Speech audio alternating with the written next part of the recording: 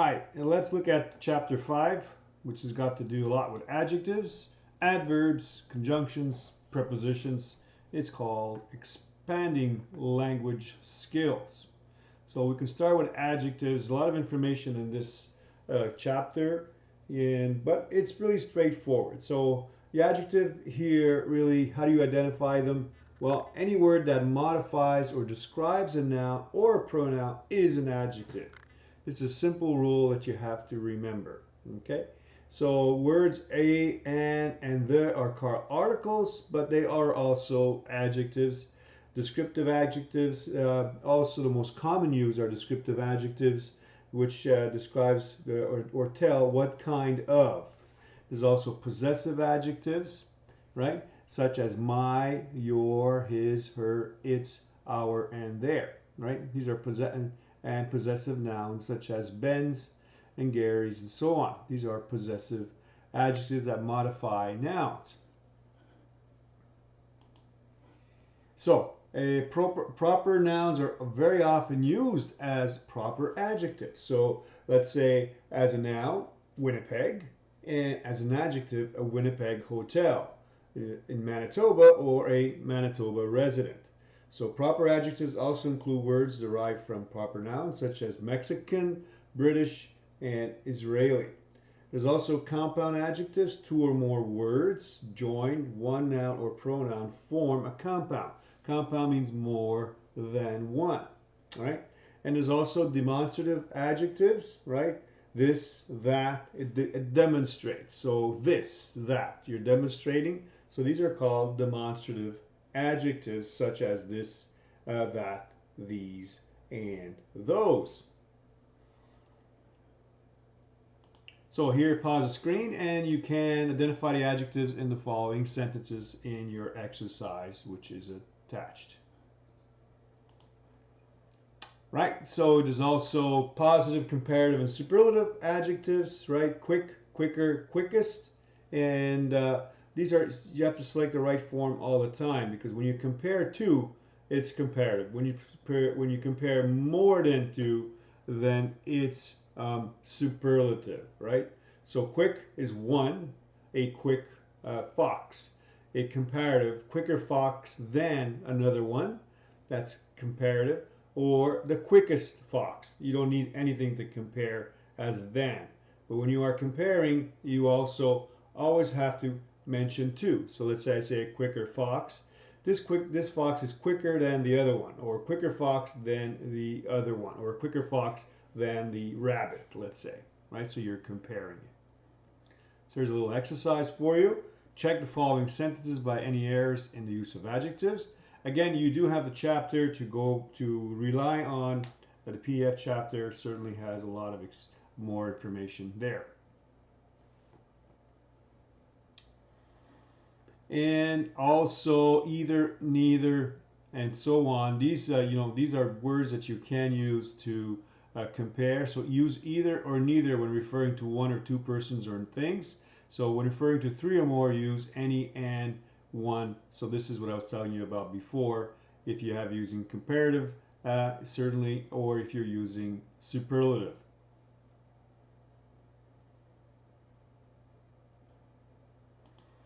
So compound adjectives, two or more words joined to modify one pronoun or noun, adjective. So hyphenate most common compound adjectives that appear before a noun, like 2-kilometer trail. You need the hyphen right there. These are called hyphens. That's right here. This is a hyphen. Right? A 3-year contract, you need the hyphen. When they appear after noun, compound adjectives such as air conditioning and tax-free retain the hyphen. Most other compounds do not. So here, as you can see, adjective plus noun plus ed. Open-ended, single spaced.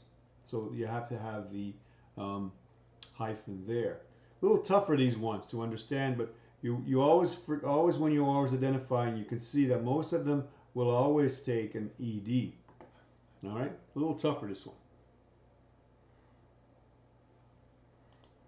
Oh, try it then here. Give it your best shot. Apply the rules just presented by correcting the following sentences.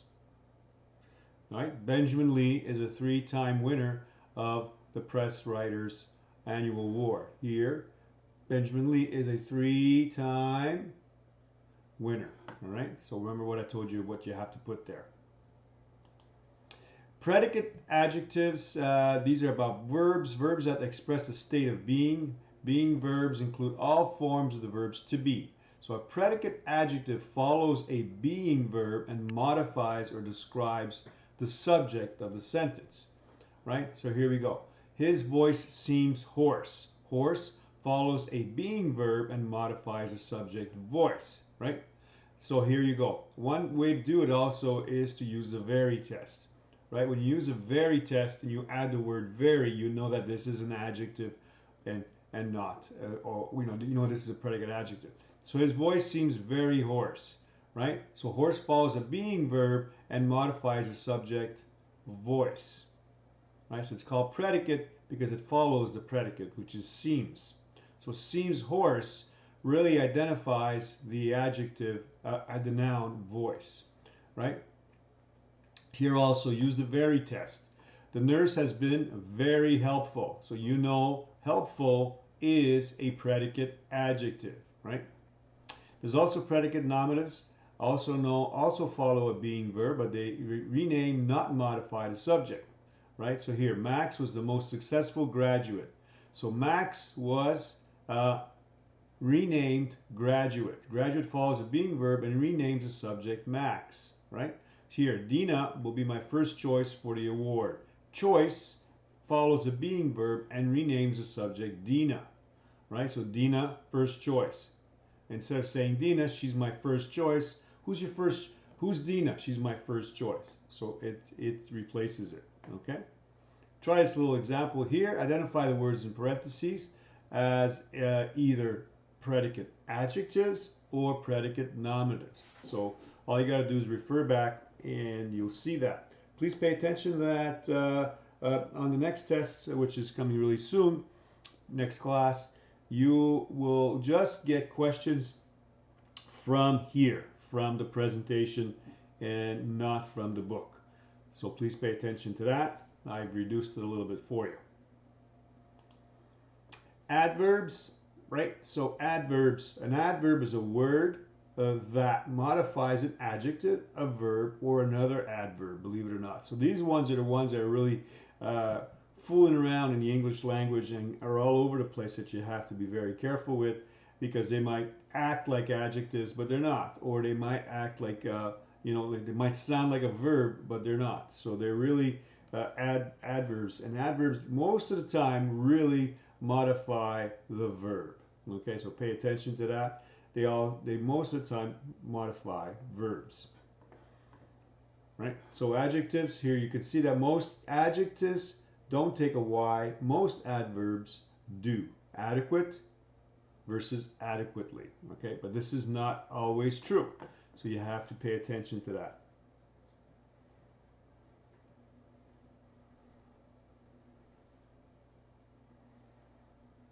Okay? So correlative conjunctions are pairs of conjunctions that are regularly used together to connect like elements, right? So note again that both coordinating and correlative conjunctions connect like. So here's an example, right? You have like coordinating conjunctions connect words, phrases, and clause. So both Bob and Martha will take part in the ribbon cutting next Wednesday. Here, the correlatives both and connect two words, Bob and Martha. So you have both and here that go in together. When you have both, automatically you know it's more than one. So if you match, so here you a good example, right? So if you take off Martha and you go both Bob will take, right? Doesn't make sense, right? So Martha and Bob will take part. You can, but usually when you have a correlative conjunction and you need the word both, okay? And subordinating conjunctions join clauses of unequal rank. A subordinating conjunction introduces a subordinate or dependent clause. So here, although we lowered the price, sales failed to show a significant increase for the quarter. Although is the subordinating conjunction that introduces the clause, right? Although we lower the price, it introduces this clause right here. Although we lower the price. Further, although connects the subordinate clause to the main clause. So here, although we lower the price, comma, sales fail to show a significant increase, which is connected. Okay, a little bit more difficult this one. I guarantee you'll be fine. So comparison of adverbs, here again, comparative, faster, that's 2, and superlative, fastest, that's more than 2, and you don't have to compare them here. Here for adverbs, you add the ly, right? More quickly, most quickly, and here also certain adverbs form their comparative and superlative degrees by completely changing their forms, and this is where you have to, where I said to you before, you have to pay attention to. It's not welly or well, more well, right? It's not most well, it's better, best. Here also it's not, don't go around saying less badly or least badly. It's badly, worse, and worst. And much, more, and most, right? It's not much, mucher, and muchly. It's much, more, and most. So here's a little quiz, a little checkup for you.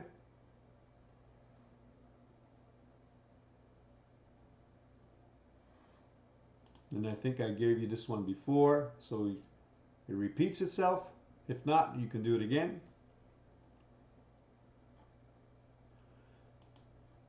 So in speaking and writing, be sure to conform to the following 5 principles, right? I give you actually 3 to pay attention to here. You don't have to pay attention to the 4th and the 5th. Position of the adverb. Place an adverb as closely as possible to the word that it modifies. But this is again a rule that could be fooled around and changed, right? So only Miss Berenson has a printer in her office. No one else has one. So Miss Berenson has only a printer in her office. She has nothing else in her office, only a printer. And Miss Berenson has a printer only in her office. She has one nowhere else but in her office. So depending on where you put it, it changes the meaning of the sentence. So double negatives also is a big issue, right? Gregory has scarcely any money left for his holiday shopping. Not. Gregory hasn't scarcely, right? It's not that. It's got to be this one, right? Double negatives. So adverbs that have negative meanings such as scarcely, hardly, alone, never, and but should not be used with other negatives. Such a construction is called a double negative, right? So this is correct. This is not correct. Couldn't, hardly, that's double negative. Okay? And never, not are both adverbs and both have negative meanings. So if you use never and not in the same sentence, it's a double negative, right? So you don't want to do that. So here, never and not are both adverbs and both have negative meanings. Not expresses simple negation, but never means not never. Note the word ever, use never only when appropriately long term is intended. Now that's a lot of gibberish there, but if you look at the actual example here, you'll know what I'm trying to say. Huyen has not sent me an email this week. Never would be incorrect because the meaning not ever this week would be wrong. In other words, it had to happen sometime in that week. Wesley has never been married, even though not could be substituted for never. Let's try it. Wesley has not been married. Never is a better choice because it indicates a longer period of time, right? So here you would use never. Even again, like it says, if you would use not there, it would still be correct. All right, so I'll give you those rules. And there's also confusion. You have to be very careful. Here's a couple examples. Be very careful with the confusion when it comes to adverbs, right? Bad, badly, like we said before, real, really, sure, and surely. Here is checkup 3. Again, these checkups, do as many as you can. Like I said, I probably repeated one before, so you can skip that one. Next is prepositions. Prepositions is a connecting word, right? It connects a noun or pronoun to the rest of the sentence. The preposition combined with that noun or pronoun makes up a prepositional phrase. So examine the following. Here we go. So prepositions should, but, of, above, then you can put them in phrases off the shelf above the sink. Okay, so that makes a prepositional phrase. In other words, prepositional right here actually is an adjective that modifies phrases, right? So you got phrases, but these are prepositional, and it comes from the word preposition, which is above. We have some prepositions right here, right? So here we go. Identify the prepositions and the prepositional phrases. That should be easy now. So common confused prepositions between and among. Use between when referring to two persons, right? Between may also be used to express a relationship of one thing to each of the other. And here you go, really, this is the important one, right? Among when referring to three or more, right? And between is two, and among is more than two. This is a tough one, no doubt. Beside means by the side of. Besides means in addition to. So here's an example. Yes, the man seated beside Mrs. McCannon, right? Seated beside, next. And then you have, do you know who's scheduled to speak? Besides, in addition to, or somebody else is going to speak, right? Big difference between beside and besides. Inside out, that's a pretty simple one. All and both, again, it's pretty simple to align, but here you have to be very careful, right? All the protesters blocked the clinic entrance, and all of them were eventually arrested. So you have to be careful with both. Use of after, all, or both only when all or both refers to a pronoun, right? So you have to be very careful, and you omit of if either word refers to a noun, okay? Here are other ones. You can stop and take a look at it. There's a lot of text there. And like I said, these are the only ones I'm going to be really referring to, and I won't be referring to any other ones.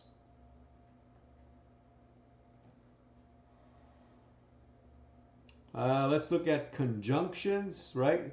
What's a conjunction? Well, conjunction really is a word that is used to connect words, phrases, and clauses within a sentence. So here are some examples. The printer and is a conjunction, and the software are included in this price. In this sentence, the conjunction and joins the words printer and software. Okay, so here's another one. You may get a copy from my office or from the library. Where is the conjunction? The conjunction is or. It joins two phrases, from my office and from the library.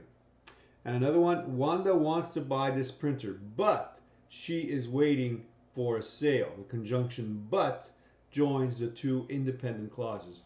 Independent clauses is another term to mean complete thought or complete sentence. In the English language, they really fool around with the definitions and the terms, I should say. They won't fool around with definitions, but they fool around with the terms. And sometimes a lot of terms mean the same thing. So types of conjunctions, you've got here coordinating conjunctions, right? Coordinating conjunctions. There are three types of conjunctions: coordinating, correlative, and subordinating conjunctions. Coordinating and correlative conjunctions contain two or more items of equal grammatical rank. Subordinating conjunctions, however, connect a subordinate clause to a main clause.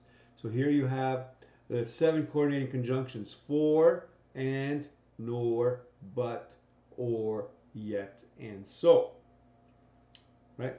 So when you think about the coordinating conjunctions, a good way to know that they are is fanboys, right? The first letter of each one: for, and, nor, but, or, yet.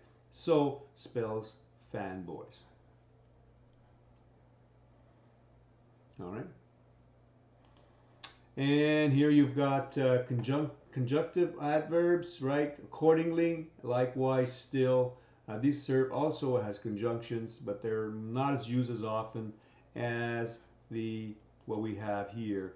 The coordinating conjunctions are the ones that are used most in English language.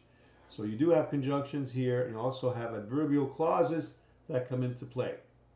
And here are some subordinate conjunctions, right? after, before they compare. So it has to be a comparison between the two, right? Provided that, so there's got to be two phrases that connect them. And here's a little checkup that you can do, right? When the conjunctions use the following sentences. Again, you have more information that you can go get in the chapter to give you more definitions. Like I said, it's very difficult for me to give you everything here in the PowerPoint and the YouTube, but if you have any questions, please let me know in class. Certain problems with pitfalls means problems of using conjunctions. The following discussions focuses on two major conjunctions. Pitfalls: choosing a conjunction that does not accurately convey the meaning intended, and choosing a preposition when a conjunction is needed. So choosing the correct conjunction, but or and. The conjunction but provides a contrast, while and simply joins the two elements. Okay. Since or because. Be and or not being that. There is no such conjunction as being that. So use since or because instead. An example, because I could not leave the office all day, I missed the exercise class. Because not being that. The reason is that, pretend is that, pretend that. Do not say or write the reason is because, and pretend like. Instead say the reason is that, and pretend that. Some examples are: the reason for the sudden strike, according to informed sources, is that the company has threatened to lay off 1,000 workers. That's right. So here you have to, of course, we cannot pretend that sales are healthy. Not pretend is used here. Unless, not, without, or except. With, without, or except are prepositions. A preposition always introduces a prepositional phrase.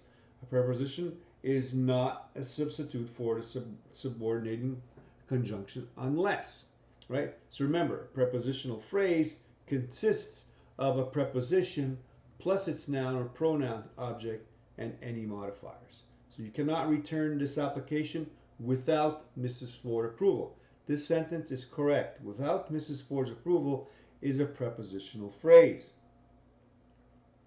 right? As, also, you've got as, if, as though, and not like. Remember that like is a preposition, as in a car like mine, or a verb as in I like this model. It is not a conjunction. Therefore, do not use like when as if, or as though is intended, right? Here's a little cut off, and I apologize for that. An example: Celine acted as if she wanted to go home. It's not like, right? It's as if. So here's a little checkup for you.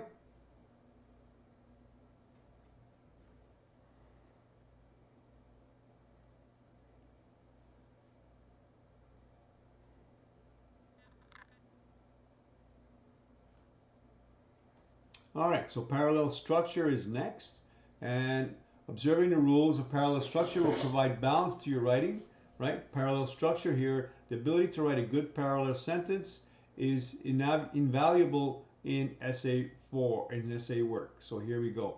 When a sentence has parallel structure, the same part of a speech is used to express similar thoughts. This means that the grammatical elements of parallel clauses must match. Here's an example. The printers were quietly and quickly. The conjunction and joins two parallel elements, two adverbs, quietly and quickly. This is parallel structure. But here's another example. The printer works quietly and with speed. The same ideas are exposed here, but not in parallel form, right? Quietly and in with speed are not the same as the first sentence where it shows two adverbs. The two adverbs consist of it being parallel, right? So you have to change that to quietly and quickly. This is a rule in English all the time. Whenever you use the word, the conjunction and, you need to have strong essay writing skills by using parallel structure. So with coordinating conjunctions connect like elements, an adjective with an adjective. So our fire alarm is checked carefully and, right, regularly or regularity. An adverb carefully appears before the coordinating conjunction and therefore the adverb regularly should follow, and together carefully and regularly achieve parallel structure. If you're not sure, think about the sound, right? So if the sound, they don't sound alike, then it's not parallel, right? So if you were to use regularity instead of regularly, then you will not have the same sound. So it's very important to always think about the sounds when it comes to parallel structure. Check up 3 and pause that, and I give you a little case as we usually do to end it, and I will post all this for sure for you. If you have any questions once you've gone through this, let me know, and we will certainly test you on this in the following week to come, in the following class to come, I should say. Great. Thank you so much. And again, a lot of information. Please look at the PDF. It has a lot more information for you.